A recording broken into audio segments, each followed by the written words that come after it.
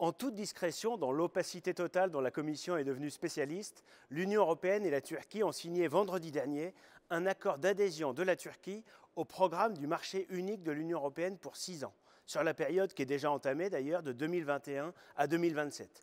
Cet accord, il ouvre la voie à des financements mirobolants et il n'a évidemment pas été relayé par les médias européens. La Commission continue donc de faire des cadeaux au sultan Erdogan. Cette adhésion au programme du marché unique lui donne accès à un budget total de 4,2 milliards d'euros qui est alloué aux pays participants. La Turquie pourra donc en recevoir une partie non négligeable. Déjà en décembre 2022, la Commission européenne avait financé la démographie turque à hauteur de 25 millions d'euros. Elle a aussi bénéficié de 14,5 milliards d'euros au titre des fonds de préadhésion à l'Union européenne. 3,7 milliards dans l'accord de 2016 sur le prétendu contrôle des migrations. Et 3 milliards sont d'ailleurs prévus en plus dans les années qui viennent. Ou encore 29 milliards d'euros de la part de la Banque européenne d'investissement. Au total, c'est donc presque 50 milliards d'euros qui a été versé à la Turquie au cours des 20 dernières années.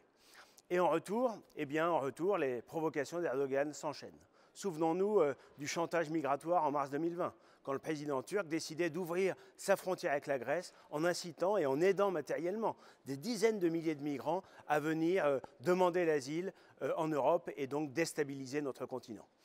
Ce n'est d'ailleurs qu'une des nombreuses agressions de la Turquie ou des nombreuses provocations contre l'Europe et surtout contre la Grèce et Chypre. On ne compte plus les violations de l'espace aérien européen, les forages maritimes dans les eaux territoriales chypriotes, l'agitation de l'islamisme sur notre sol ou encore les menaces explicites de frappes de missiles contre Athènes. Les institutions européennes signent un nouvel accord avec cet ennemi de l'Europe en toute connaissance de cause.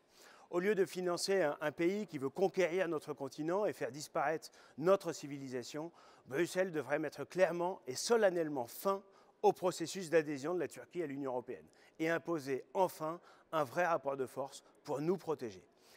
L'économie turque est d'ailleurs fragile, elle est dépendante de l'Union européenne, donc des pressions diplomatiques, économiques sont nécessaires afin d'obliger Erdogan à nous respecter. On pourrait par exemple remettre en cause l'union douanière, elle est en place depuis 1996 et elle permet à la Turquie de réaliser 40% de son commerce extérieur vers l'Europe.